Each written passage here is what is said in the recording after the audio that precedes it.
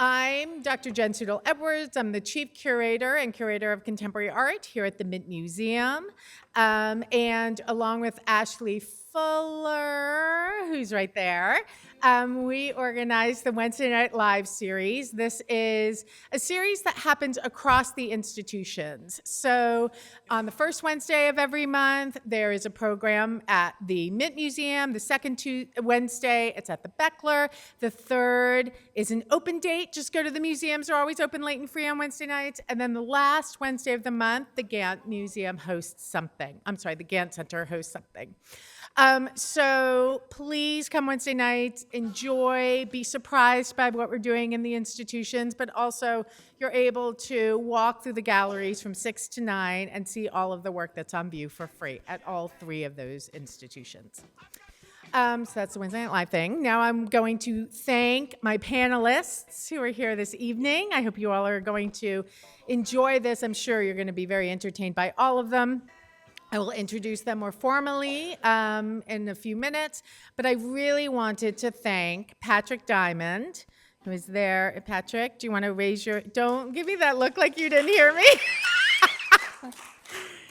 So Patrick Diamond is a long-standing supporter. He's a former board of trustees member at the Mint Museum. He has been a patron to all of the institutions here in Charlotte. And he is also someone who we featured his and his wife Judy's collection in the exhibition in the vault a couple of summer ago here at the Mint Museum. And Patrick and I talked about at that time doing a panel discussion about provenance research, how important it is to spend time researching the work and really knowing not only that it is a work of art by whom you think it is, but also just to get to know the work, to understand the artist, to learn about the time and how things are made.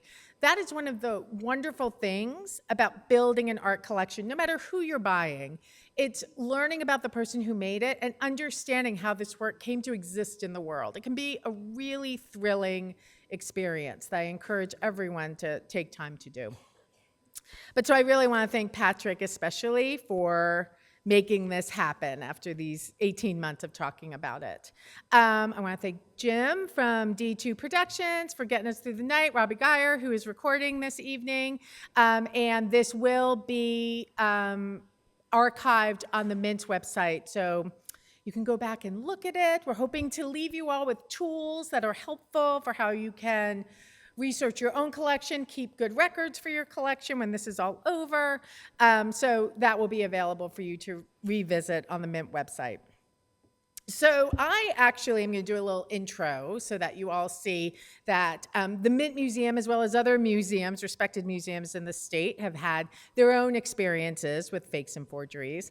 Now, I did provenance research at the Norton Simon Museum. I was doing all of the provenance research for the Norton Simon's Goya print collection. They had 10,000 prints by Goya. Goya is famously someone who often is, there are fakes of his prints floating around, and I had to research each one of them, make sure that they were legit. And after 8 months of doing that work, I decided that I was done doing provenance research, and I was moving from a modern specialist to a contemporary art specialist, because I was only going to be working with artists who were living, who I could say, oh, I see you're making this piece. I shall buy this piece, and I know you made this piece. Thank you so much. So that was my experience with provenance research, because some of the things that I realized while I was doing that work is there's really no way to be positive that what you're buying is legit. The connoisseurship, which means being able to look at something and knowing that it's the real thing, knowing that it's the artist who did something, and we'll have examples of that prove to be astute, but that doesn't always work. Doing the provenance research, having the history and the receipts and the records of who owned the work and pictures of it and collections, everything else, that's not always steadfast, even though that is the focus of tonight's talk. And then also doing forensics, like actually busting out all of those scientific machines like the infrareds and the electrospectrometers, like those don't always work either. So you have to be comfortable with the idea that sometimes you're gonna get fooled, you're gonna get tricked, and that's just kind of part of it. And then if you bought something because you genuinely loved it and believed in it as a work of art, maybe you can make yourself feel better about that. But the two things that I think about most, with that having, the basis, is A, if it's too good to be true, it is. So if you're offered, for example, a Mark Rothko for $8 million, when 7 years earlier, a similar Mark Rothko was sold for $81 million, chances are that is not a real Mark Rothko. And if someone comes to you and says, oh my God, I just found 25 unseen, unknown Basquiat works in a storage unit. Can you believe this? Chances are they are not actually Basquiat works, though they may have been in a storage unit. And you should probably approach it with skepticism. But these are, you probably know about these. They've hit the news quite regularly. One instance that you might not know about is in 1952, the North Carolina Museum of Art, which was a new museum at that time, was given $1 million from the state to buy works of art to build this new collection. So one of the things they did was go to New York with a group of collectors and people from the museum, and they were presented with the work on the left by Jan Levens. Now, at the time, this had been documented in numerous books for at least 50 years that this was a Rembrandt painting. Now, I present a Rembrandt on the side that many of you are probably familiar with Rembrandt. You think of him as being dark and moody, and you may look at that Levens and think, oh my God, of course it's not Rembrandt. What are they thinking? But in actuality, these two artists worked side by side together, and early Rembrandts painted at this time were in fact bright, resonant with these high-keyed colors. It could in fact have been mistaken for Rembrandt. Of course, many of you, who in here has heard of Jan Levens? Exactly. Oh, Asa Jackson, of course. But yes, exactly. Two people. Eric Shiner is the other one. But Rembrandt was going to get this painting sold, whereas Jan Levens maybe would not. So it went as a Rembrandt. And then in the 80s, there started to be a reappreciation of Jan Levens. A wonderful exhibition was organized by the National Gallery of Art that toured, and then all of a sudden Levens became an appreciated, prized object to have in your collection, and then research proved that in fact this was a Levens, not a Rembrandt. And CMA now proudly displays this work. It's on view now. I just saw it a couple of weeks ago as the Jan Levens, and is happy to tell this story. Well, I guess maybe happy. The curator told me this story and then said it was all online, and then I went online and didn't find it online, so maybe it's not as out there. But this does happen to everyone, and it happened also here at the Mint Museum. I could give you many examples of this happening at the Mint Museum. Not many. I could give you some examples of this happening at the Mint Museum. But the one that I'm going to talk about tonight is this example of what we believe to be a Cropsey painting that turned out to be by Gifford. So in and I should say, I think we still have some of these around, but this was an exhibition that Dr. Jonathan Stolman did, our senior curator of American art, when he first got here, examining this really interesting story of this painting that turned out to be something it wasn't. So in 1945, it arrived at the Mint as a Jasper Francis Cropsey. And Cropsey, like the Levens Rembrandt story, Cropsey was a much more well-known painter from the Hudson River School. Gifford was not so well-known. So selling this work as a Cropsey was definitely going to get more money for the dealer. So it wouldn't be crazy to think that this was, in fact, by Cropsey. You see, here are two paintings. The one on the right is the one that we will find out is a Gifford. The one on the left is a legitimate Cropsey. So you could, from connoisseurship, from looking at the paintings, see how these two may be by the same artist. So the Mint showed the work for decades. as the Cropsey. And then a scholar from the Smithsonian Institute organized a retrospective of the artist and wanted to include the Mint's painting. That show traveled from 1969 to 1971. And then at the close of the show, Dr. Ela Weiss, who is a Gifford scholar, Sanford Robinson Gifford, she approached the Mint and said, hey, I see you're showing this painting that you're saying is a Cropsey, but in actuality, I think you might have a Gifford.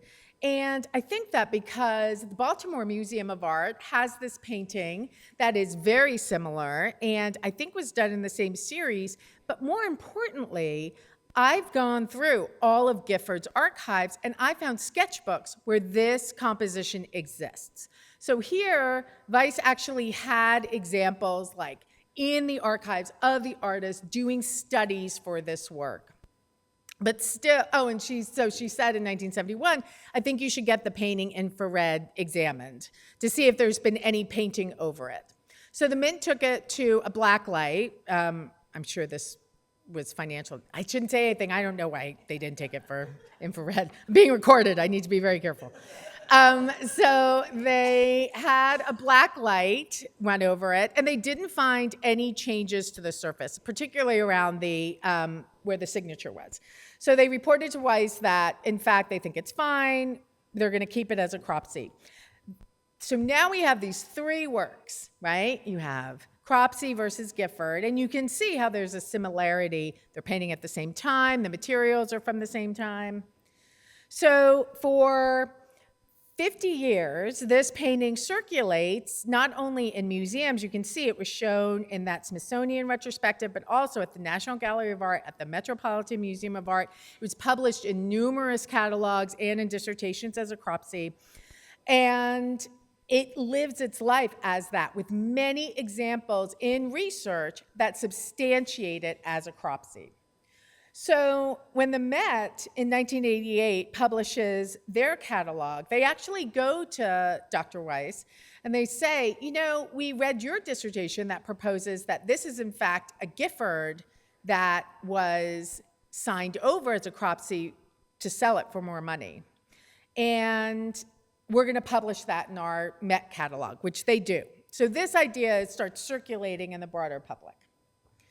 And then in 2003, when the painting needed some conservation, John Stolman brings it in and the varnish is removed and they're able to do the infrared testing. And at that time they find in the corner here, in fact, Gifford's signature and Cropsey had been signed over it.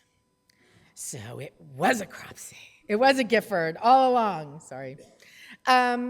So John was able to do, and this is an example of when you take something like that and are able to make this really interesting story out of it and be very transparent about it. So John did the exhibition and the small catalog and really tried to educate people about the importance of doing the research, but how a lot of times, even when you do it, it's not always going to tell you what you need to know. But don't be downhearted. You're not here as a waste of time. We're still going to give you lots of tools that will help you make decisions. And see, we already have people bailing on us because I've let them down. But our experts tonight are really going to give you those tools that you will need and also guide you and make you realize that, in fact, buying art is an incredible experience that all of us benefit from. And doing the research that goes along with that responsibility of collecting is something that is actually almost as rewarding as living with the work. So before I introduce our panelists, I also just want to take a moment to thank my co-conspirators on the Charlotte Collect series, Hillary Burt, Asa Jackson, and Katia from the Bechtler, but I know we have Asa and Hillary here. And then Bonita Buford, I'm not sure if she's here. Bonita, how you Jen, oh, I didn't see you.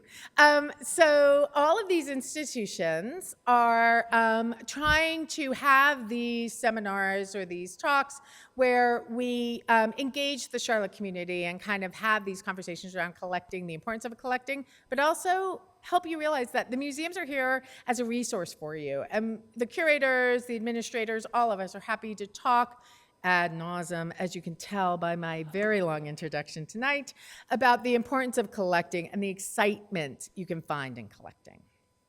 So, our panelists tonight, Kunter Kula, who is the Director of Fine Art at Doyle, which is one of our leading auction houses in this country. He oversees fine art specialists, auctions, and strategic initiatives.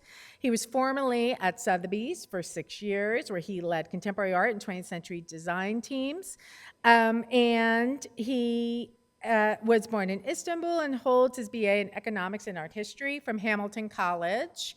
Before I forget, you have a Hamilton alum over there in the teal sweater who will want to talk to you about your alma mater after the talk. I'm very excited to also welcome Dr. Lisa Homann here, with whom the Mint has worked extensively on reinstalling our African art installations over at Mint Randolph. Dr. Homann is an associate professor of art history at UNCC Charlotte. She got her PhD in art history at UCLA. She specializes in West African masquerade, and that's something that you can see at length over in her installation at Mint Randolph. She's a co-curator of the NEH funded traveling exhibition, New African Masquerades. She also co-wrote and co-edited the accompanying catalog, which is an extraordinary catalog. If you want to thumb through it before you buy it, it's at the Mint Randolph Library. Please go visit. And she serves on the editorial board for the journal African Arts within UNC's publishing consortium. I'm also very excited to lure from New York City, Eric Scheiner, who is a beloved friend of our director, Todd Herman, who couldn't be here tonight because he came back from Spain sick. But Eric has a very extraordinary storied career. He's now president of Powerhouse Arts, an incredible place in Brooklyn. Please go visit it the next time you're up in the city. He has former leadership roles at Pioneer Works, White Cube, New York, and Sotheby's. He was the director of the Andy Warhol Museum for a long time, and that's one of the reasons why I wanted him to come and talk to us tonight. He is also the current board chair of the Romare Bearden Foundation, also another reason why I wanted to come talk to us tonight. Curated major exhibitions internationally, including the Warhol Retrospective across Asia, 2012 and 2014. And our beloved Charlotte B.E. Noel, who I'm very excited to have join us, president of Noel Art Liaisons. Noel has been a fine art advisor with 30 years of connoisseurship in African-American art. And the reason why I really wanted Noel here is because I've known Noel the 10 years I've lived in Charlotte. And in addition to the incredible amount of images she has on her phone of her with every important living artist or every important working artist from the last 30 years. How long have there been phones? 20 years? But it just, Noel is the living example of if you love art and you want to be a part of art, you get to know and support the artist directly. And I very much wanted to have that perspective here, but also the Mint works with Noel as an advisor, and that is because she comes to us with works that are incredibly documented, the provenance, the research, the stories that go with it. We know that if she is presenting it to us, that it has been heavily researched, and we just have to confirm, but that we can trust her. And so that commitment to the research is what I really wanted her to share with you all tonight. Noel has been in Charlotte for the last 30 years. She was the founder of the Noel Gallery that was here in Charlotte from 1990 to 2005. She has been the president of Noel Art Liaison since 2006, and she served on numerous boards in this city, including the Mint Museum of Art Board, as well as the Art and Science Council, Penland School of Craft, and the Souls Grown Deep Foundation. So I am now going to turn it over to Kunter. How this is going to work is the speakers are going to give about a 10-minute presentation. Then we are going to sit in the chairs and we're going to have a little conversation about the importance of this kind of research into who made your things. And then we are going to open it up for Q&A. Okay. Thank you. Thank you. Hello, everyone. Great to be here. It's a pleasure to be here, and look forward to kind of everybody's perspectives. As Jen introduced, everybody will be bringing their own sort of expertise and information into this panel, I think. And I represent the sort of the auction house side of things. So, as Jen said, I'm the director of fine art at Doyle Auctioneers. Where just to maybe briefly talk about what an auction house does, we work with sellers and buyers, typically soliciting sellers to bring their artworks to us to sell at auction, and then we try to find new buyers, new homes for those artworks. Provenance is essential, crucial to what we do. Well, maybe the artwork is crucial first. Artwork is the sort of the fundamental thing that we start with, but right after that is the provenance. And you can think of it as in two sort of the way I think about it is in two sort of components. Working with sellers, and typically we work with estates. So this is, maybe a multi-generational collection. Somebody, a father, a grandfather started collecting. It was passed down in generations. And for one reason or another, the family, the heirs of the estate have decided often to part with the artworks. And then they come to us, and then we bring them to the markets. Unfortunately, more often than not, the information, the acquisition information, the history of the pieces get lost in these generational transfers. And often, and partially maybe the heirs are uninterested in the artwork, and that's why they want to sort of seek another venue for these, is the fact that the information is no longer with them. When we first sort of start working on an estate, the first thing we do is really try to get down to the nitty-gritty of the story of every single piece if we can. And maybe instead of sort of keeping it in an abstract, I can give you an example of a Dali work that we just brought in for sale this past November and have successfully sold it. When this came to us, it was a year prior to that. So it took us about a year of research in order to be able to validate and confirm that this was a genuine, authentic Dali.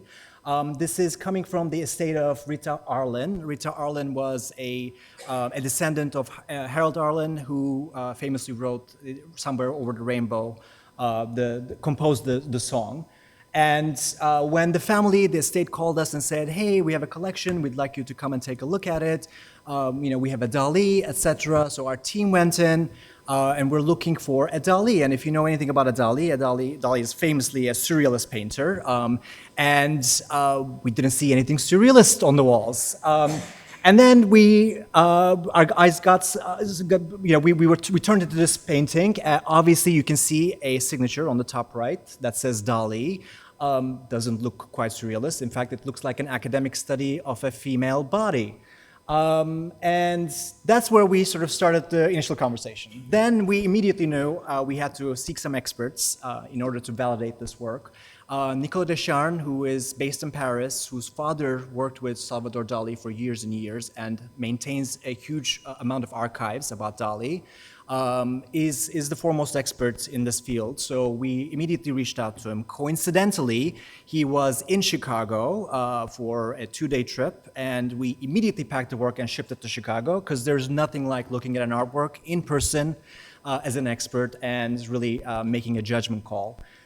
It was a positive first response, but obviously he wanted to go back and do more research into in the archives, and he really felt like we needed to sort of solidify the provenance with some additional data points. So what we ended up doing is taking this painting to a laboratory where we have done pigment analysis between different parts of the painting to ensure that all parts of the painting were painted more or less about the rough same time, as well as the pigments used were from the same period.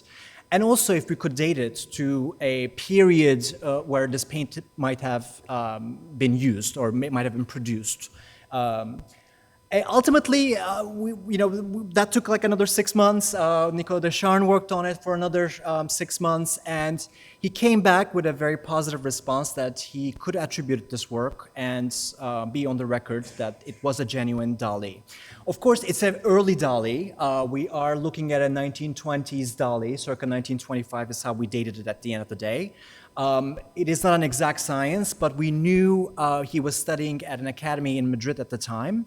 And this being a very sort of academic study, we realized this was probably painted in the school. Later on, we found pictures of him with his classmates in the school painting. He dropped out of the school and really famously built his surrealist style, which, you know, maybe he's better. I mean, we are all better for probably, but you know, this is sort of what it took for us to really take it from the first stage of looking at a painting to the fact that to the point where we could come to and say, okay, we feel confident that this is an artwork by Dali, and henceforth we can bring it to the market. Otherwise, as an auction house, it's very hard for us to bring. I mean, we don't bring artworks that we don't feel confident about, because we also want to assure our buyers and collectors that what they're buying is a genuine, authentic artwork by that artist that we're saying it is.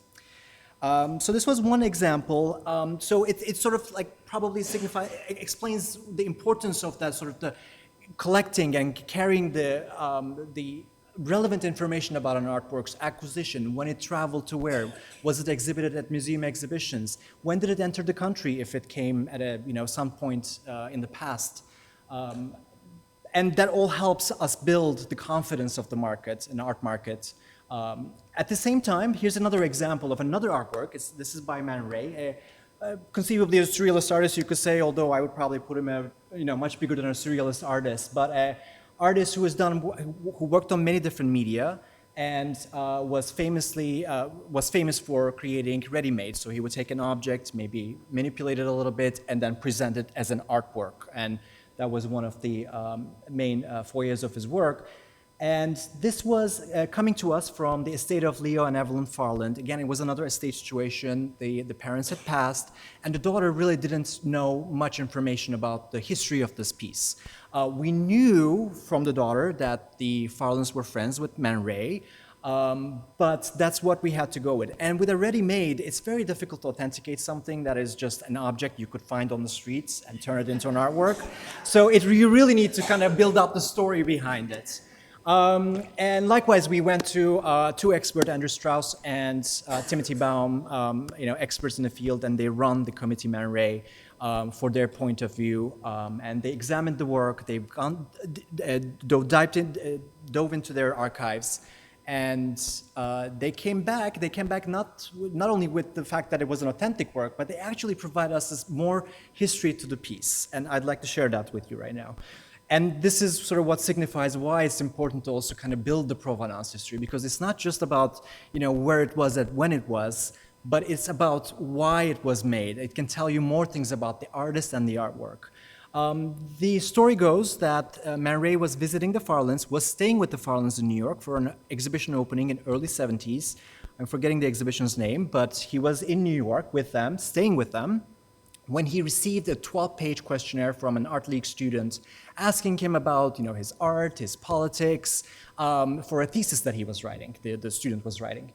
Man Ray, perhaps a kind of an insight to his personality as well, got really upset with the fact that the student didn't read the autobiography that had just been published the year prior, and instead sent this 12-page questionnaire. So he ripped off the questionnaire, stuffed it into a jar, put some cigarette butts on it, and then titled the piece, which you can kind of see the New York part, but that says, this is the thesis, this is his thesis, basically. And gifted it to his hosts, the Farlands. And henceforth, this work has been a Man Ray work with them since its creation. And we were able to bring this to the markets last season.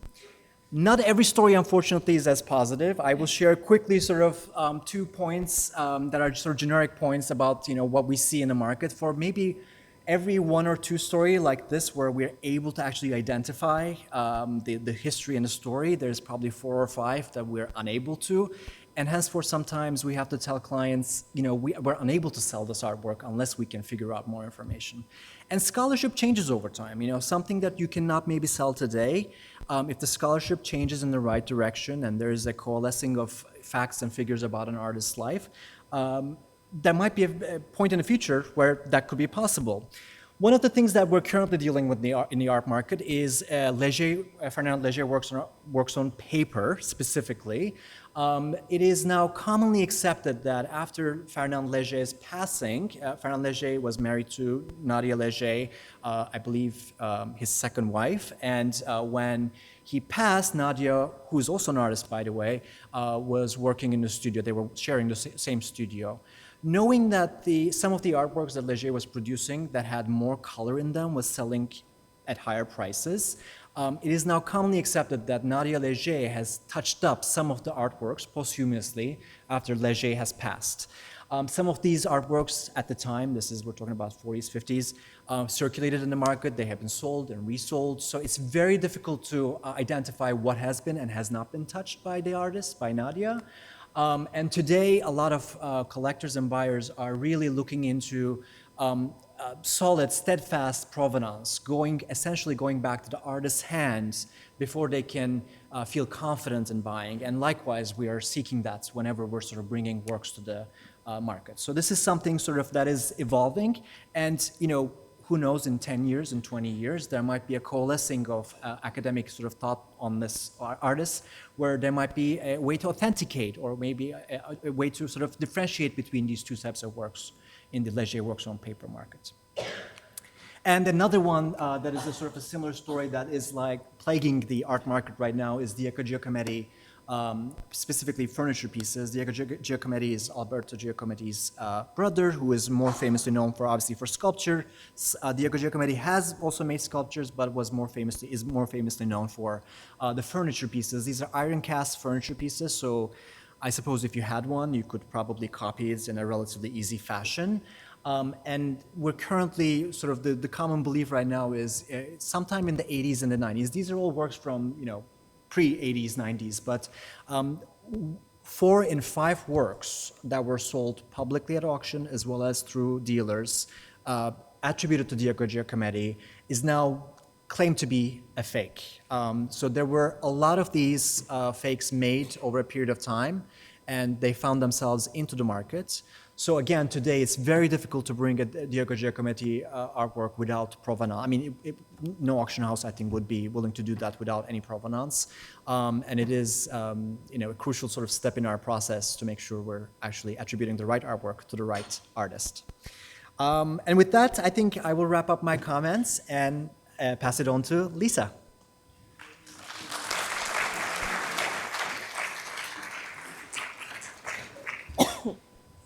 Good evening. Pardon my coughing, I'm getting over an illness. So I curated an update of the African galleries at Mint Randolph, which opened last year. In doing so, I did not conduct much provenance research on specific objects. Instead, I concentrated on the provenance of the collection as it is currently known. And I did this by reviewing the museum's paper files. I discovered that the Mint's collection has much in common with so many museums in the US that also have African art collections. Thorough provenance is hard to come by, and this is a gross understatement. US museums, including the Mint, tend to have very limited provenance information on their African art collections.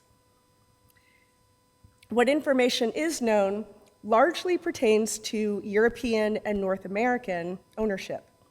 African provenance is rarely available. So let's take an example. You are looking at the entire paper file for this accession group, 2 pages. It contains no African provenance, which is the most common situation. There is no provenance before the donors to the Mint. So when, how, where they acquired the work is not in the file. There is no evidence that the objects are what is listed.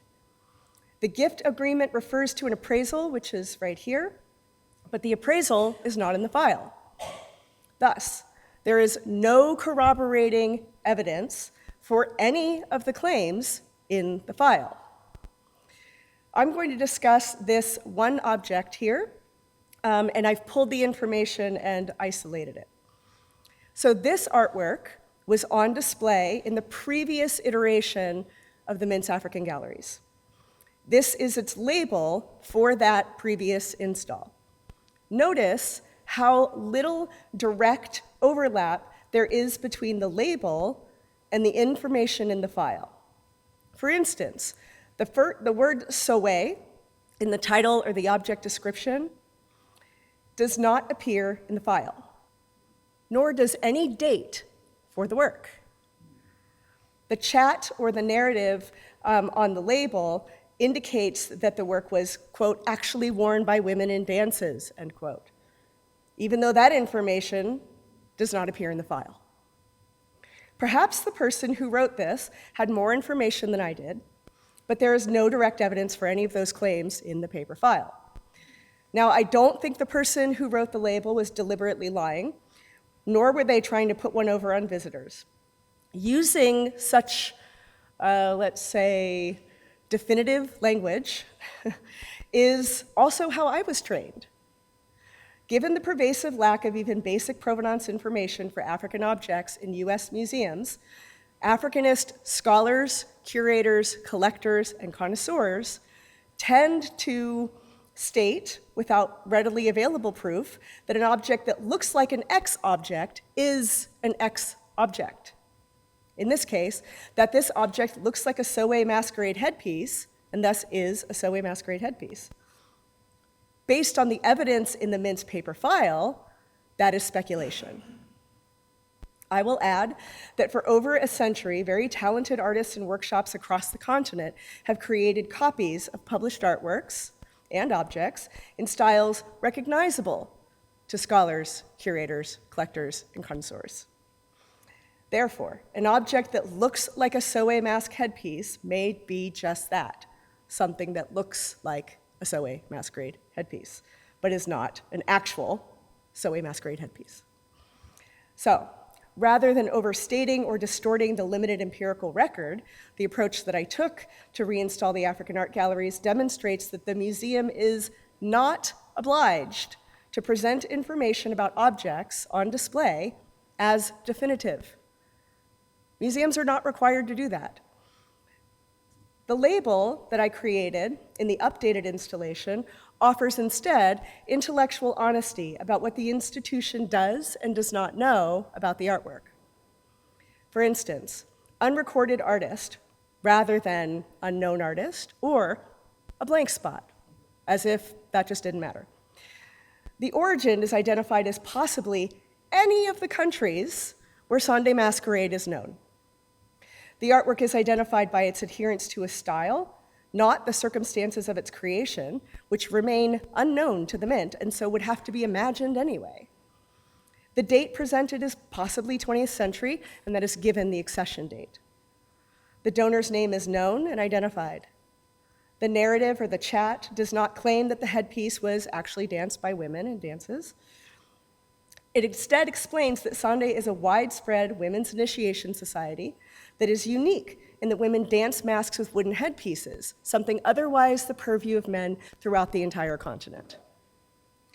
The new label is candid. It makes moments of uncertainty visible. To call attention to this new approach, to the reinstalled African galleries, we created what we called provenance spotlights. 2 or more artworks in each room have two-toned labels that feature details from the object's provenance.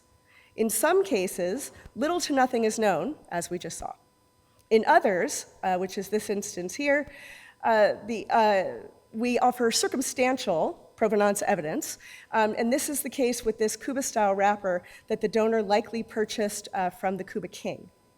In still other accounts, we offer reports by the collectors or the donors presented in these provenance spotlights. Like so many US museums today, the more complete provenance information for the works in the Mint's collection, the better.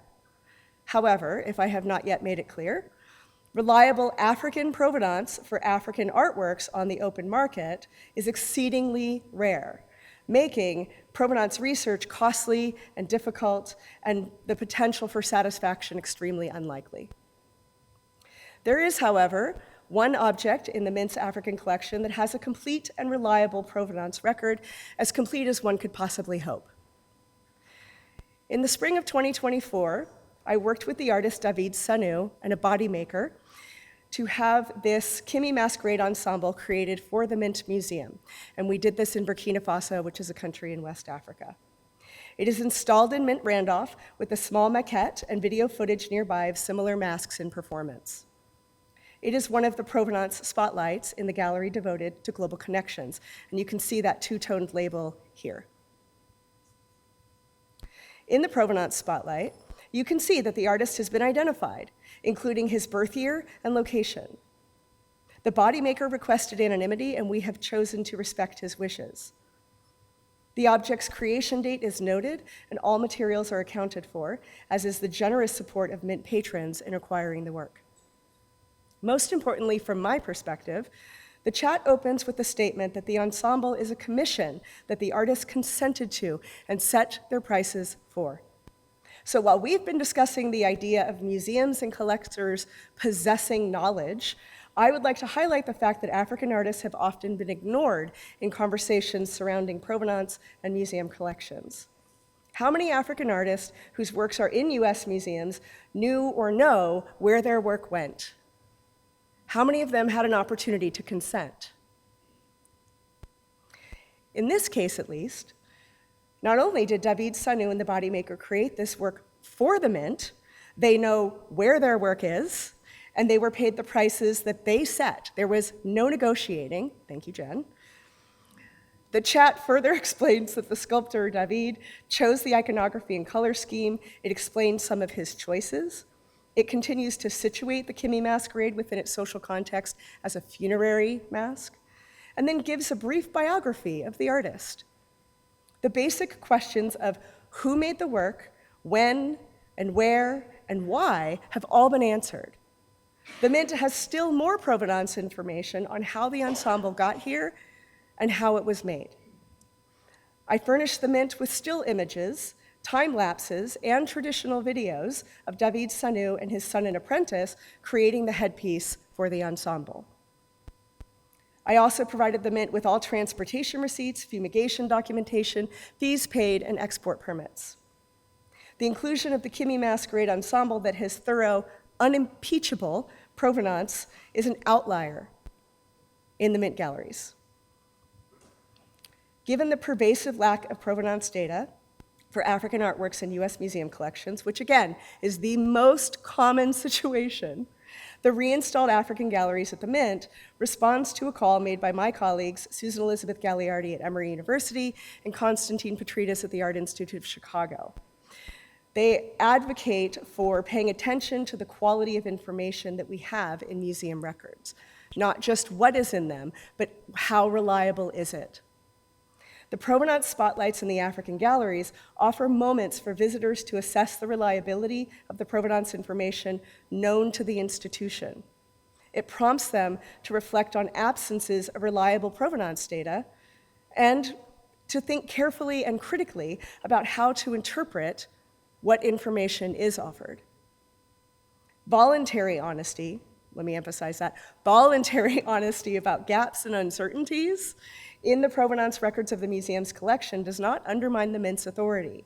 It encourages dialogue with its audiences and strengthens the trustworthiness of the institution. Thank you.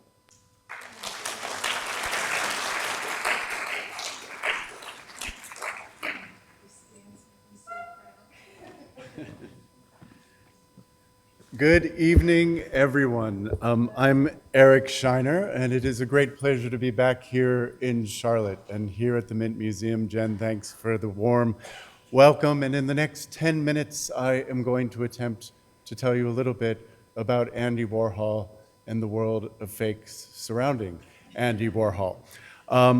One could imagine that when an artist reaches the caliber of Warhol, being probably one of, if not the most famous artists to have ever lived, that one who might have ulterior motives may think about creating works to create value where there is none, i.e. a fake.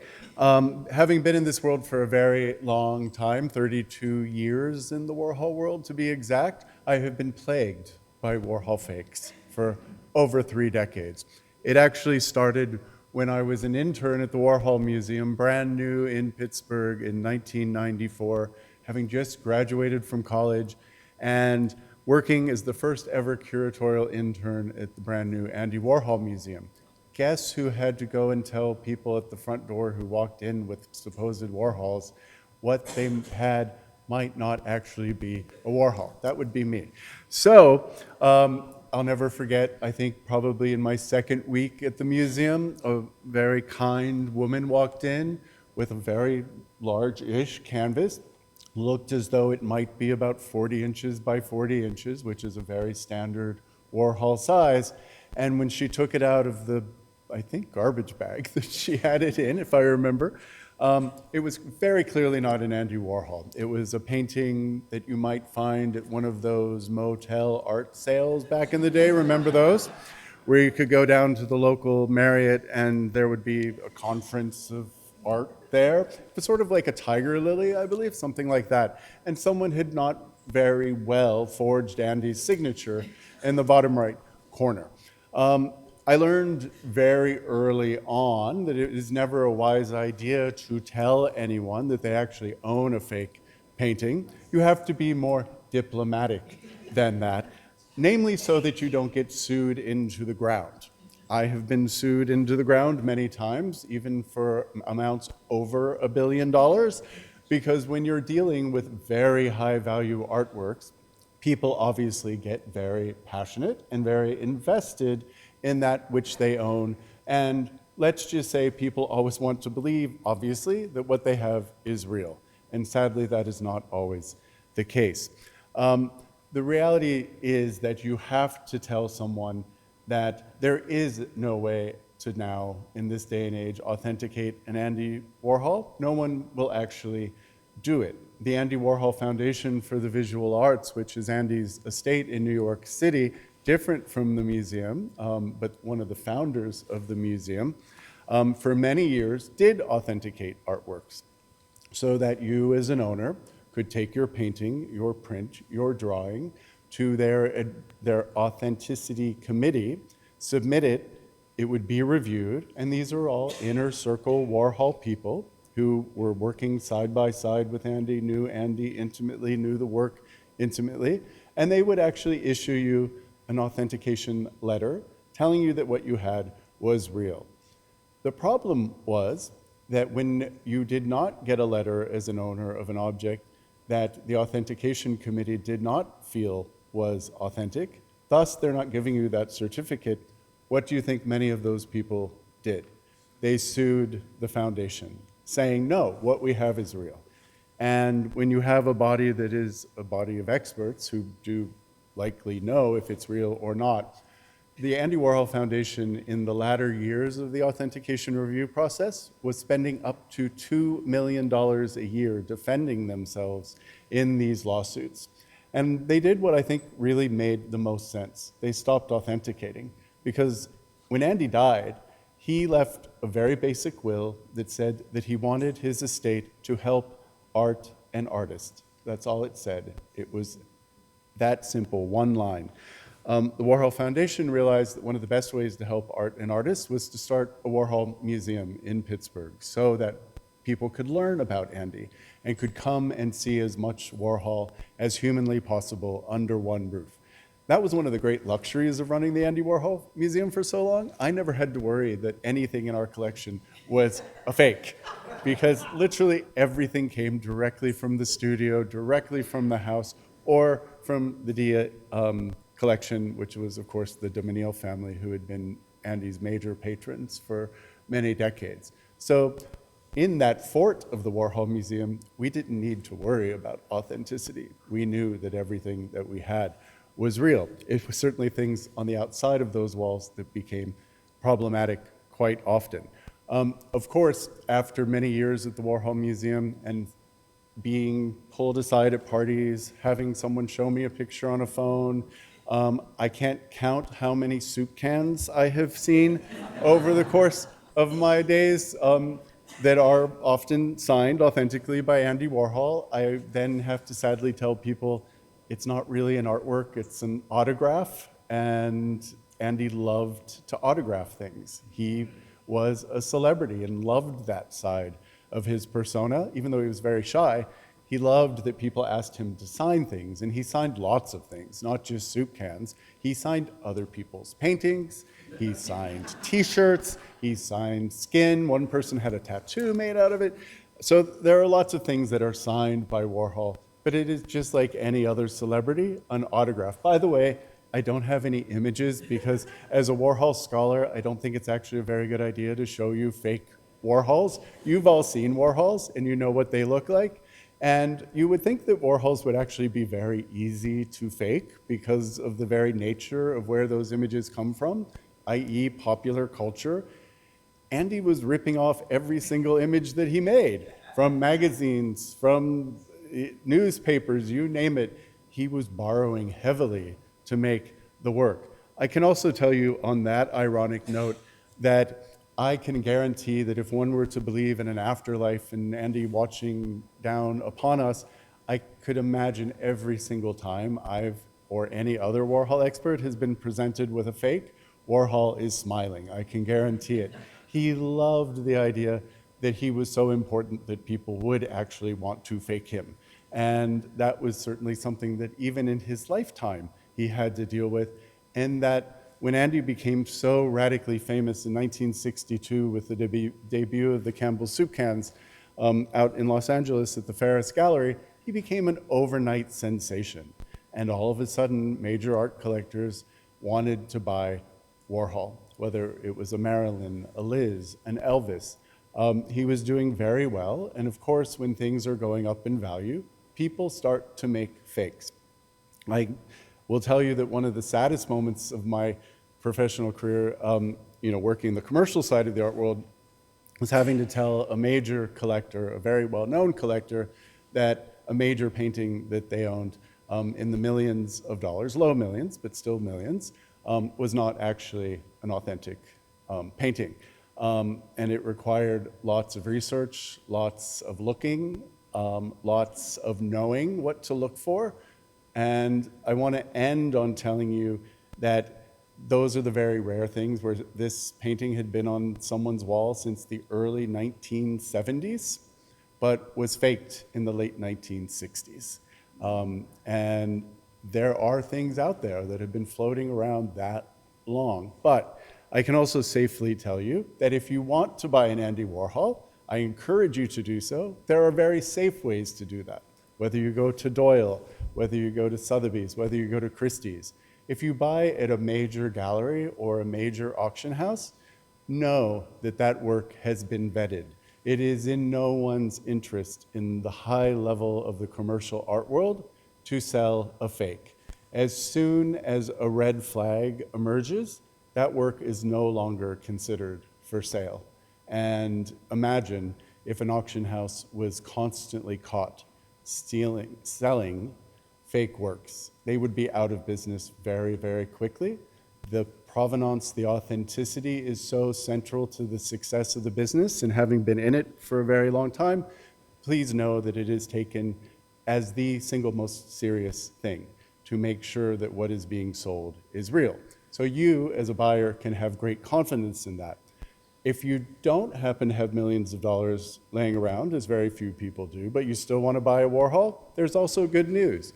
You can buy an authentic Andy Warhol for as low as $2,000 or $3,000. In fact, right now, sitting in this room, you could go to eBay and you could go to the Andy Warhol Foundation page on eBay, and the foundation to this day is selling work directly from the Warhol collection on eBay, and at somewhat low prices, $2,000, $3,000. You can buy a Polaroid for $8,000 or $10,000.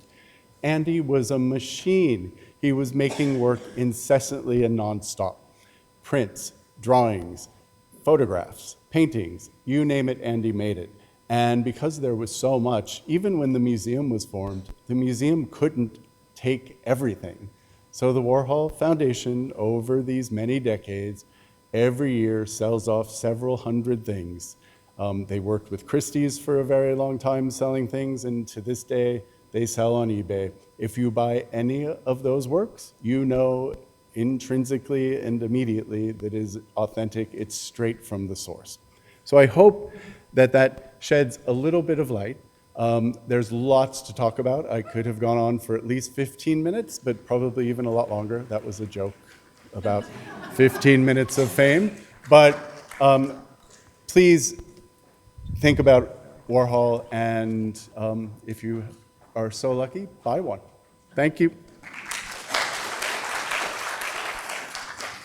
Well, thank you so much. I'm so glad to see so many friends and collectors here tonight to share this discussion.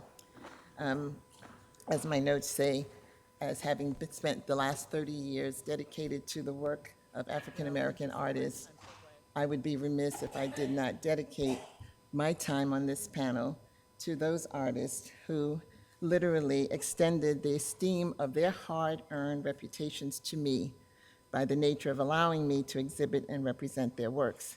I hope that you'll recognize many of the faces, but I would like to point out that that is Dr. David Driscoll.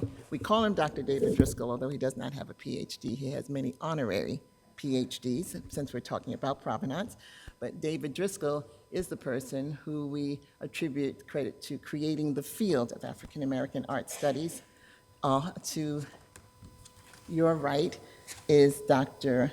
Michael Harris, and then the beloved Sam Gilliam.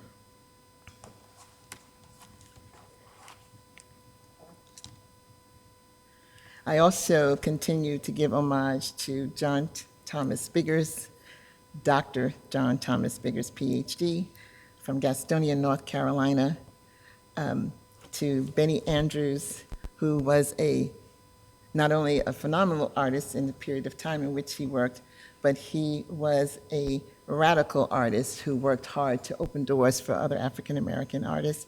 And then to our beloved Richard Hunt. All of these men have now passed. Richard Hunt passed 2 years ago, and I hope that you know that one of his last major sculptures is just down the block at the Romare Bearden Park.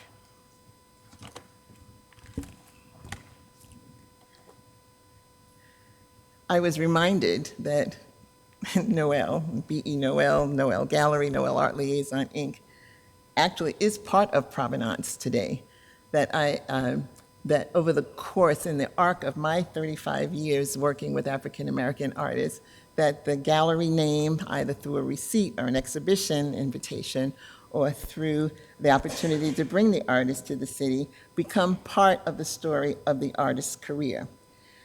Over the arc of that 35 years, I've had the opportunity to represent the work of Lois Mailou Jones, who is an incredibly important artist whose work now you can see represented upstairs.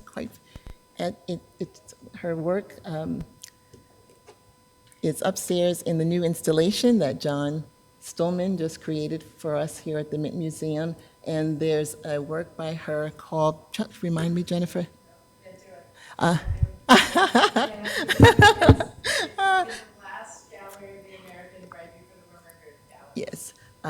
It's the gentleman holding his hands in meditation before lynching. It's a very it's a striking and extraordinary work. I've had the opportunity to represent her work.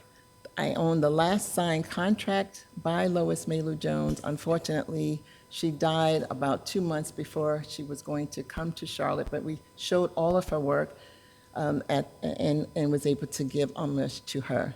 I also had the opportunity to bring to Charlotte in 2002 the work of Simone Lee. And I point this out because when we talk about provenance, having first-hand narratives is so important. I can say that I worked directly with Lois in her home. We talked about the work and selected the work together that was going to come to Charlotte. I worked directly with Simone in 2002, 20 years before she represented the United States in the Venice Biennale. And I should tell you that this young woman was the first African-American woman to represent the United States, and she won the Golden Lion, which is the highest award in this international art fair. I've been blessed and fortunate to have the opportunity to work with incredible curators, This is a photograph with Carlos Basualdo from the Philadelphia Museum of Art and Lowry Stokes Sims, who was the first hired curator, African-American curator at the Metropolitan Museum. We worked together during the time that I was representing the artist the artist Barbara Chase Ribeau. At the top right is our dear Dr. Deborah Willis. She is a MacArthur recipient. She is the historian of African American photography. She is the chair of the Tisch School of Photography and Moving Images. And then below is the scholar Virginia Perry. Virginia Perry should have a movie made about her. One of the most phenomenal women I've ever met. She can command audiences on art history, and she can curse you like a pirate. She is quite a phenomenon, and I think that fight in her came from the fight that was required to plow not only through all of the racism that she was confronted with during her journey in fine arts at a time where African Americans were not welcomed in the field, and certainly not an African American woman, but she's an extraordinary curator. She was an extraordinary curator, an extraordinary scholar, and she has contributed many of the works in her personal collection to the Virginia Museum of Art because she was a recipient of grants from Virginia when she went to graduate school. And I point these people out because I want to say that those were the people who girded me. I didn't rely on what I knew. I relied on the fact that whether I was bringing in a painter, a sculptor, a photographer, I knew that I could pick up the phone and I could call these scholars and they could provide for me the information that allowed me to feel confident in the work that I brought.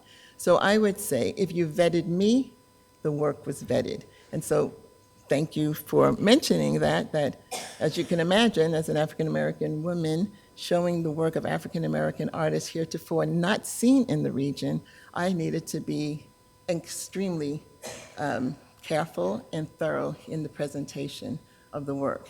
And I have to tell you, looking into this audience, it's this beautiful tapestry of humanity, but this is not what the museums looked like 2 generations ago.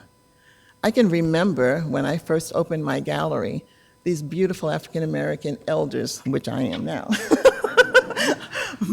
they came to the gallery and I said to them, "Oh, hi, Carla." They said, I said to them, "Oh, you're so close to the Mint Museum. Please, just go on and see the exhibition that's there." And they said to me, "What you don't understand is when we wanted to go, we were not welcome to go. So now we choose not to go." And those women's voices have resonated with me every day of my 35 years in this field, because I wanted to make sure that everyone who walked into my gallery felt welcome, regardless of the capacity, the ability to buy. And I would often say to people that you do not need to buy a work of art to own a work of art. You can engage in a work in such a way that it lingers with you like a tune that you can just recall in your mind. And so bringing the work of African-American artists was something that has brought me great pride over the last 30 years. And I also think it's important to state that that same void that our Dr. Lisa just shared in African art is a challenge that we are confronted with in African-American art. Because when artists were denied access to museum exhibitions, when artists were denied access to the leading galleries, when artists did not have monographs, when artists did not have catalogs written, when works were shown, major works were just hanging over secretaries' desks in some of the historically black colleges. There were people who just, they had the painting over their desk, they retired, they just took the painting home with them. Nobody cared, there was no inventory. And so that created huge voids in the market when fast forward 50 years later, you're filling these gaps. it leaves an opportunity for nefarious behavior, because someone can say, oh, this is an early work. This was a study. Oh, this was a work when a person they did in school. Well, what do you have to compare? Where are your comps? You don't have the scholarly data, which is why I often encourage people when they came to the gallery, it's fine if you don't buy the painting. It's fine. Buy the text. Buy a book. Create a library. Your personal art library may be more valuable than a large edition print that you're buying because you want something by that artist. And so the subtitle of today's talk is, What's the Story? And I often wondered, and if there was a show of hands, how many people in this room, how many people actually have been fortunate to have inherited a fine art collection? Most of us, working class people, are building collections. We may now, as elders, I call myself an elder, have had spent years adding art to our homes that we would offer to our children. But at a museum, very few people have inherited a museum caliber collection. But many people in this room are building museum caliber collections. And so I often talk to large groups. I think of us all as apprentices or novices in the process of collecting. And I am speaking to this group in that term because I thought, rather than telling you tales of woe, that would give you some tools so that you can avoid the pitfalls. And some of you may already know this. Some of you may have stories to share to support what I'm saying. But one of the main things I think a lot of people don't realize is that appraisers are not authenticators. Many people have had their work appraised with the assumption that that person is authorizing that the work is a legitimate work of art. And in fact, appraisers are appraising the work based on the belief that the buyer has already has done that due diligence and knows that the work is in fact a real work. As I look at Eric, oh boy, you could imagine the stories we had at dinner. So the thing is to know the difference between an appraiser and an authenticator. And then why do people use advisors? Because art advisors, I actually love my work. I'm not an artist, I'm not a curator, I don't make art, but I'm not a scholar, but I have access to all of it. I can call the artist, and who do you think artists know? Other artists. So I get to meet so many wonderful artists. I may represent one, but I have relationships with 10 because of that one.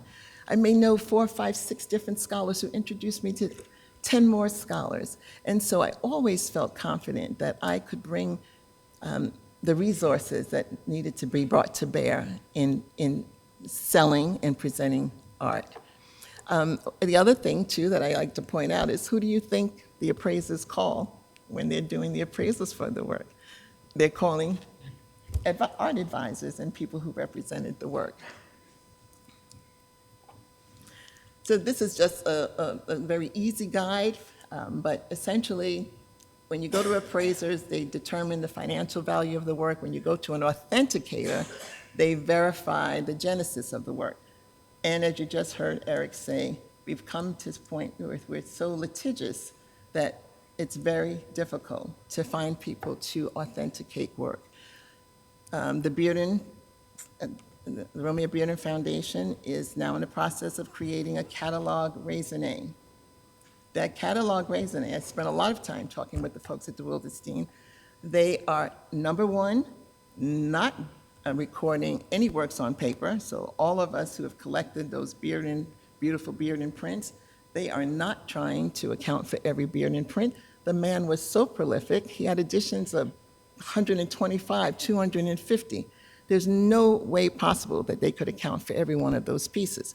So they are focusing all of their attention on Bearden originals or very, very specific works on paper, collages on paper. So the authenticator determines what's real. The appraiser determines the worth of the piece with the assumption that it's real. The appraiser will do the analysis. The authenticator does the more scholarly research. You talked about having the opportunity when you have someone like folks at Doyle who can do deep, deep research on the work. And their expertise as an appraiser is essentially about market values. Expertise as an authenticator is about the science of the work, the production of the work, the history of the artist. Again, the output is, for an appraiser, is based on giving you a report of your forms. Now, I have to tell you, I just spent last week with friends who have a beautiful collection, because I was curious about a work that they had. And they were very happy to take out their appraisal book. And we're flipping through, and I said, oh, did you notice this says, possibly, it says a Picasso, like the Picasso. I said, it doesn't say it's by Picasso. They have been looking at that appraisal for years. Never noticed, absolutely never noticed. Even though it was highlighted, they never noticed. What they noticed was the value that was given, which gave them comfort. But they didn't notice the distinction in the language. So all that's to say, just be mindful that when you have an appraiser, that you want to make sure that you have an appraisal by someone who is also working within the standards of certified appraisers. Know that if you have a work that you're wanting to donate to a museum, that work is required to be appraised within 60 days of the gift. So if you have something that you had appraised a year ago, you must have a recent appraisal before it can be donated to an institution. And don't you find it interesting, you're giving something, but you still have to pay for the appraisal. So,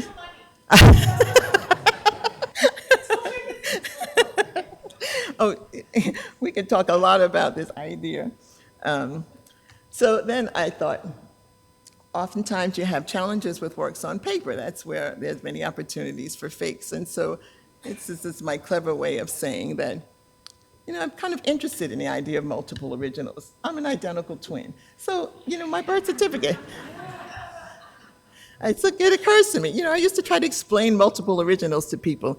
It's like everything is you're unique, but I'm still one of two. And in the world of fine art graphics, you can have an editions one of 2, one of 10, one of 50, one of 20. But at the end of the day, as we talk about opportunities for forgeries and fakes, it's when you have the occasion for works to have been perhaps printed posthumously, printed without the consent of the artist. We call them sometimes pieces that were intended to be shown for education or for sales, or then sold as works for sale. So I think it's important for people to know the language of the print. And by that I mean knowing how to read your print, understanding all of those little letters and numbers at the bottom of your works on paper. And just know that I often say, if you just do a little homework, you won't get trapped. A lot of this information is now currently available online. You just Google something as simple as understanding fine art prints. There are numerous resources that will help you learn the lettering of the prints. Excuse me. But for example, the same family who I visited, they had a Chagall. And I thought, oh no. Not that I don't have appreciation for Chagall, but it's one of those works that is often sold on these cruise ship auctions. And there are, again, you can Google this. There are warnings. There's lots of data talking about the considerations and concerns when buying art on a cruise ship. So I like to say to you, if you're it's great, you're on a cruise ship, they've given you so much alcohol, you're ready to buy something. But when you get home, then suddenly you realize, under what flag was that ship? I mean, what country do I even go to dispute this work? And so, caveat emptor, have a cruise, have a great time. Don't buy art. Or I should say, if you're going to buy art on a cruise, do all the homework necessary. First question would be, what would you do if you found out that you had to dispute this? I don't know that your Amex card can help you if you're flying under the flag of, I don't know, a country that you would probably never go to. And then, I love this expression, can you trust your lying eyes? So, certificates of authenticity. Oftentimes people feel comforted by having a certificate of authenticity. And this is my little story. I had a client, I actually facilitated the sale. A wonderful sculpture. But I'm in one city, the client's in another city, the artist is in another city. Sometimes we're talking international. And so the artist ships the work directly from the studio to the client. I don't see that there's a certificate of authenticity in that package, but I see the work and we're all happy. 20 years pass. Now they want to put the work in the secondary market, and they show me the certificate of authenticity. And I said, you've had this for 20 years and never noticed? The paper doesn't match the sculpture. So I think it's incumbent upon the owner to do all that you can possibly do even the day you decide to get the artwork. It's simple things. If you're interested in artist's work, of course, you would think you're going to get some basic information, again, even if it's a Google search. But if something comes in the mail, don't even open the box before you take a picture. You take a picture of the box. I actually have saved the boxes that the art has come in so that it's, again, provenance. It shows that on such and such a date, the artist's label is in the corner, that such and such a date, such and such an artist shipped something to me. I just fold it up flat and I put it in a file. Or now we can just take a picture of the box. I take a picture of the unboxing process so that I can even see sometimes there's a newspaper inside with a date on it that they've used to stuff. All of this adds to the provenance. I would encourage people, if you're buying, of course, directly from the artist, take a picture with the artist. Take a picture of the artwork with the artist. Ideally, you, the artwork, and the artist. Because that is unflappable. That is unflappable.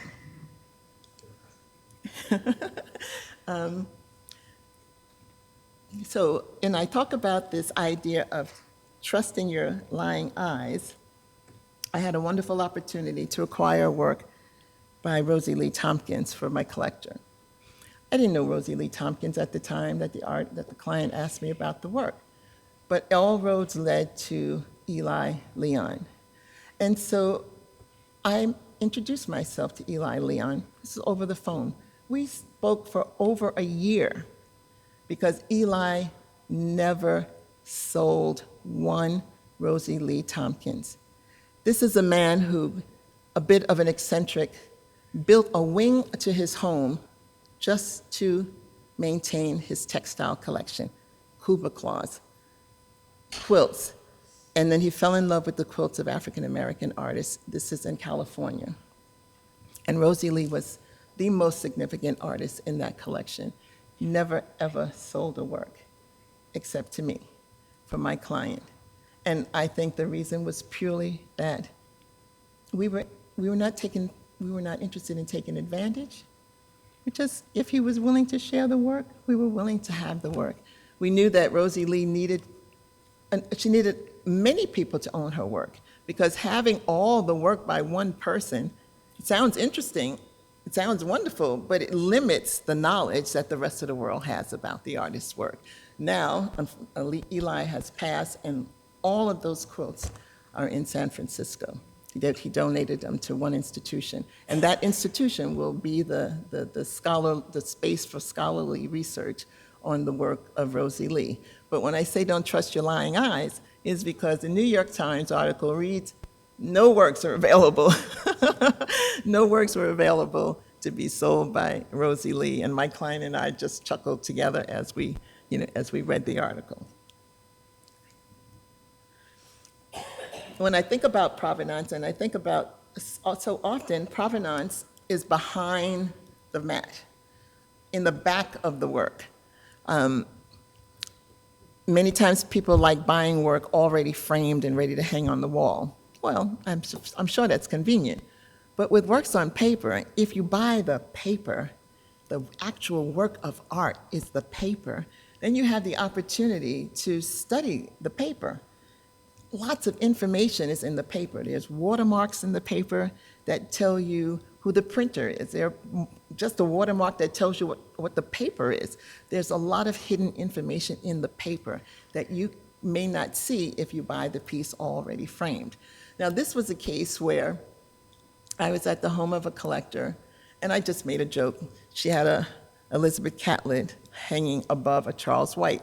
And I said, oh, I'm sure Elizabeth would love knowing that she's on top of Charles. Because the backstory is that they were once married. And so she had no idea that Elizabeth Catlett was once married to Charles White. Well, that's fine. Then I said to her, this work is literally burning. It's so poorly framed that it's literally burning alive. So by burning alive, do you see the line around the edge of the paper? That's not an etch mark. That's literally where the mat, which was not a proper pH mat, it looked really pretty, but over time, that paper from that mat was burning into this very sheer, thin paper of the Charles White's work. So I recommended, as I have often done, that people have their works framed for the duration. Frame the work. Invest in the glass. You know, quite frankly, it could almost be held together by paper clips, but what's behind the piece, the back of the work, and what the glass is in the front of the work, that's what protects your investment, not the frills of the fancy frame. So we took this piece, actually, I was in New York, I brought the piece back to Charlotte, to Peppy White, who was our conservator here in Charlotte, and Peppy and I, this is a picture when we're peeling back the work from behind the mat. What you might notice is that everything, they never knew where the piece came from. They didn't know this. They had no idea the age of the work. They didn't know when Charles White did the work.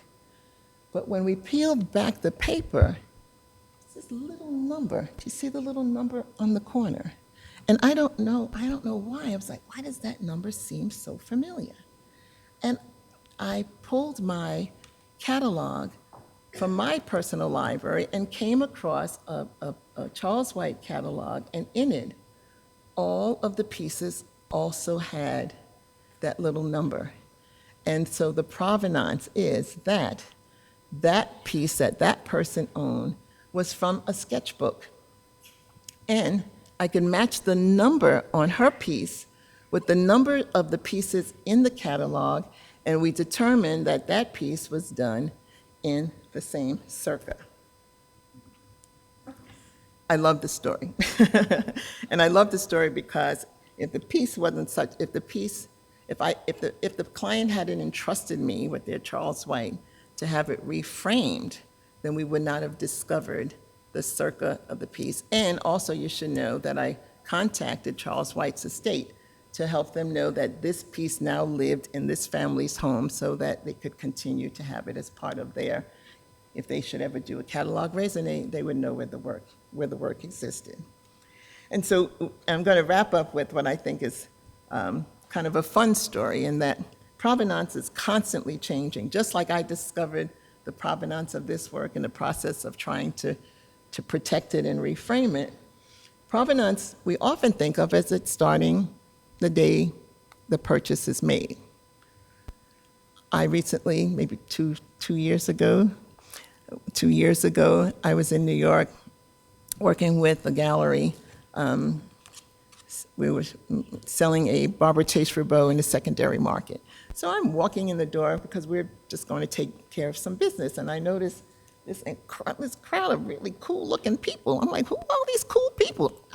Before I go there, I want to go here and see what's going on. And I discover that they're having an exhibit of Sol Ogun's work. Sol Ogun is an artist slash jeweler out of Brooklyn, New York, who is, as the kids say, has now blown up. So I buy work. That's Sol Ogun. That's me in the gallery. When I put it on my little head, I knew it was made for me. I refused to take it off, which meant I had to buy it. So in my mind, the provenance started that day in that sale, first show of the work, first exhibition of the work. And then maybe 3 weeks ago, I see Tiana Taylor. And I said to my sweetie, I'm sure that's my headpiece. I'm sure that's my headpiece. So I contact the gallery, and they contact Sol Ogun, and we find out that Tiana bought, you see the necklace that she's wearing, her necklace is from the same Sol Ogun. And she was having a photo shoot for the new film that's coming out that we're all seeing, coming out with DiCaprio and these people. Of course, I don't care about DiCaprio. I'm more concerned about my headpiece. And I find out, oh, Noel, she lent it for the photo shoot right before the exhibit. So my provenance suddenly changed. And yay me, lucky me, my provenance actually got improved, which made me wonder, how many of us may have bought a painting that was lent for a movie? How many of us may have a sculpture that was, lent for a magazine shot? So where does the provenance start? And it can be fun to not only start at the day that you encountered it, but to ask going forward, has this work shown anywhere before I purchased the work? So that your date of provenance begins, oops, okay, well, that's good. That's, I don't know what I did. That's good, because that was my last slide. That's one way to end. That's one way to end. So It's a quick question for Lisa that I wanted to ask, but I didn't want to interrupt. Hi, Lisa.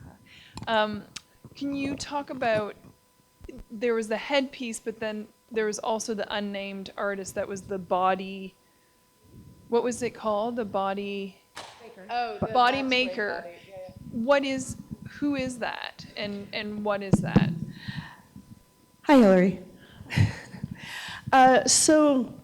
The body maker is an adult human, and he has a name. I'm just not allowed to tell you what it is, because in that part of Burkina Faso, any initiated male can make a body. It is specialist work, but it's something that basically any initiated man can do, and it is something that you don't talk about in public. So I was asked to keep his name anonymous, and so I'm respecting that. So is he the one in the video performing with? No. No. So David made the headpiece, the carved wood. Yeah. His son painted it. But the body itself was created by another gentleman, and then somebody else dances the work. The work in the Mint was not danced. It was never danced. It was never allowed to dance. Okay. Not okay. Yeah. Thank you. That's fascinating. Thank you. Other questions? Any other questions?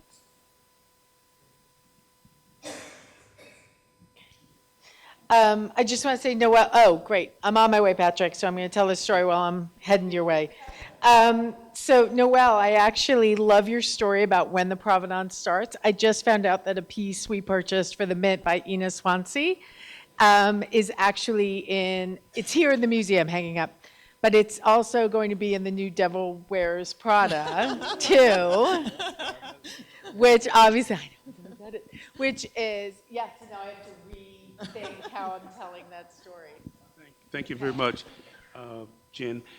This may, you all may have covered this, but the question is, what advice would you offer to the young collector who has been introduced to these online auction houses? I mean, how does a youngster protect themselves from, the issues that you discussed tonight? I mean, purchasing, a work on paper that has no value, but the auction price is several thousand or more. You already said it, buyer beware. And if it's an online or even oftentimes local, business, there are known entities around the country that sadly deal in fakes all the time, who still are on national platforms. I don't know how or why they are, but they are. But I also don't want to discourage people from buying on live auctioneers. I buy on live auctioneers all the time. And every once in a while, something is a total dog, but if you pay $20 for it, who cares, right?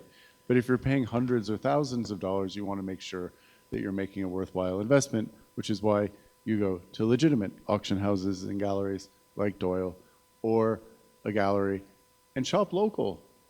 Support local artists, get to meet the local artists. Then you know it's real, and you're helping your community, and you're helping the local condition. So by all means, shop local, get to know the local community, and have trust and faith in the artists that they show. I have a different kind of response to that, in that I don't know that everybody cares if it's real. I mean, there are folks who fly from Kansas to go to Canal Street to buy a fake Louis Vuitton bag. And they have great joy in carrying their fake Louis. And there are people who, I don't know, if you told me tomorrow that I could have Alicia Keys and Swiss Beats collection as fakes in my house, I might be all right with that. Because the work, I love the images. I love the images. I'm not going to sell them. The intrinsic value becomes very different. And so, one of the reasons that you all heard me say that I focus on African American artists.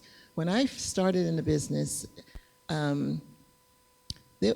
you could buy a Lois Mailou Jones, you could buy a Sam Gilliam, today, you could hardly buy a Mickalene Thomas that I wanted to place. It was $800,000 for a large, major Mickalene Thomas. I mean, you could buy a Mickalene Thomas work on paper, but if you're trying to buy a work thinking that it's going to be in the museum in another generation, that requires an awful lot of money, Patrick. And I think sometimes people buy just to have the joy of the image without a notion of intrinsic value. Now, if they're buying online thinking that, they're buying something that has Andy Warhol. A different kind of worth, then again, I think it's incumbent upon them to do some due diligence. One of the things I had in my notes, and I'm sorry, I'm so verbose. I don't know if everyone in this room realizes that the only one that gets the appreciation in a purchase of a work of art is the buyer.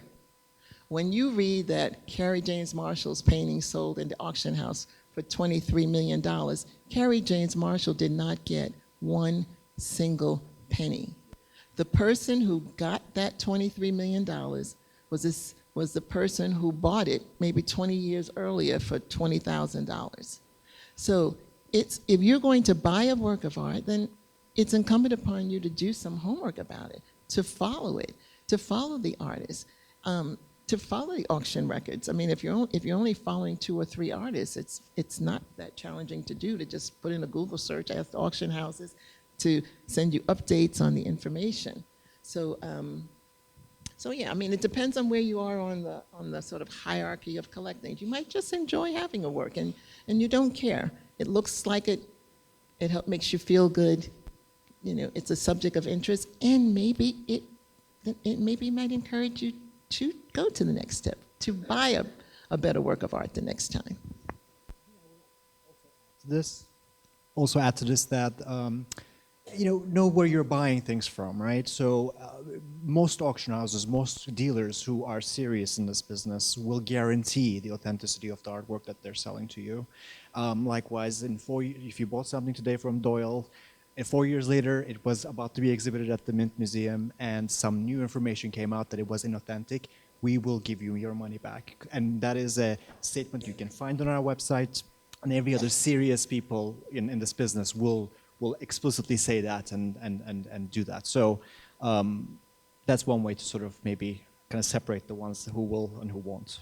We should also give a shout out to all of the great museum stores out there in the world, including the one here, which is excellent. I did a little bit of damage there today, but posters in museum stores go a long way. If you want the Warhol image on the wall, if you want the Carrie James Marshall image on the wall, museum shops all over the world have incredible posters of images in their collections from $20 to $40. So do that and support the museum.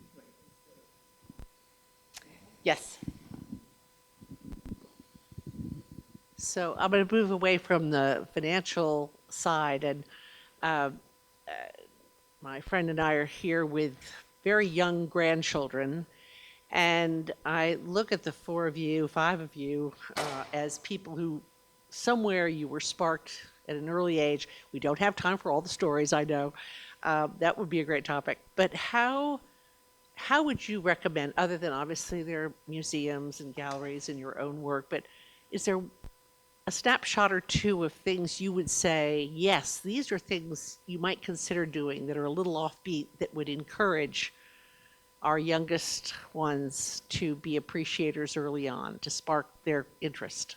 So take them to flea markets, take them to antique stores, and take them to estate sales and country auctions.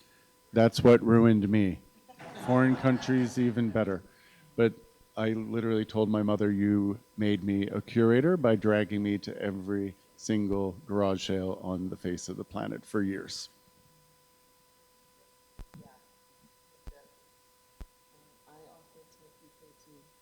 Buy a work of art at the time of birth, to buy a work of art at the time of birth of the child, because then that child and that paper and that work grow together. They're probably not, they'll say, I never known life without this work. And you remind them, oh, we bought, every year you tell them, oh, we bought this when you were a baby because so-and-so. And it also helps you as a grandparent. Well, where has that artist gone in the years since that baby was born? In 5 years, when that child is going to college, right? So by the time that child goes to college, if you bought, well, it might, help with some tuition.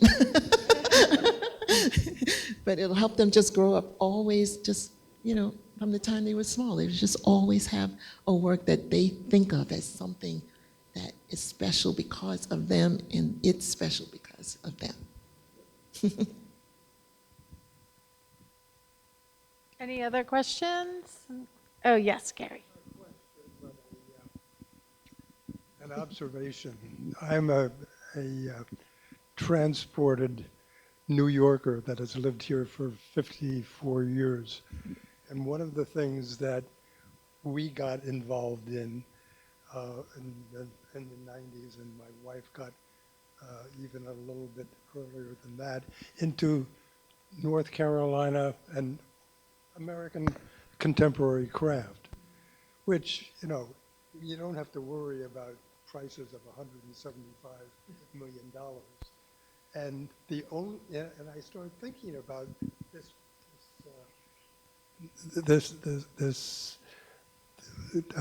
group tonight talking about provenance, and I can't say that I can't think of too many pieces that we had that were in our show several years ago that we didn't really do anything other than go to shows, go to gallery openings, and really get to know the wood turners and the glass blowers and the fiber artists and so on. And there were very few people that we bought pieces from and, you know, a gallery owner that we didn't get to know. And so the stakes aren't all that high in terms of finances. And, you know, the artists have been there year after year at the SOFA shows and so on. So it is I just wanted to say the Mint Museum has a very good collection of contemporary art, and I just wanted to make a comment. Yeah. This was not something that we really worried about, because we got to know the artist over a couple of years, and so that's my only point. That I don't have the same risk that people buying Andy Warhol's from and so on. Yeah, and we talked about like getting to know the artist. That can be in any area, whether it's craft or traditional painting. But also, I think your point too. There's a entry for anyone. Like it could be Warhol, it could be African masks, it could be very high-end European work, it could be work by African American artists. For me, it was Mexican masks at La Lagunilla, the incredible flea market in Mexico City. But you can find that price entry point anywhere. It's really just then putting in the work to get to know what you're buying and what you're living with and what you're experiencing that I think is what I think we're all trying to impart. But I also have to say that it's a little more challenging to work directly with a lot of the new master artists. You know, you can go to the exhibitions and you can meet the artists, but you don't necessarily work with the artists directly. I don't even work with the artists directly. I mean, I have lots of artists that I know and can pick up on my phone and call and we can have a chat. But when I want to buy a Nick Cave, I work with his dealer. When I want to work with the McColl, I work with her dealer. You know, You know that they've made the work. Because, Yes. I mean, that is my point here. Yes. Not necessarily, that you're visiting with Nick Cave and hanging out. No, but to your point, you can still do that. You can drive up to Penland, you can get to meet the artist, you can come back with a beautiful vessel, and you can, they're a little more accessible. So thank you so much for hanging out. I really appreciate it. You all stuck in there. Thank you.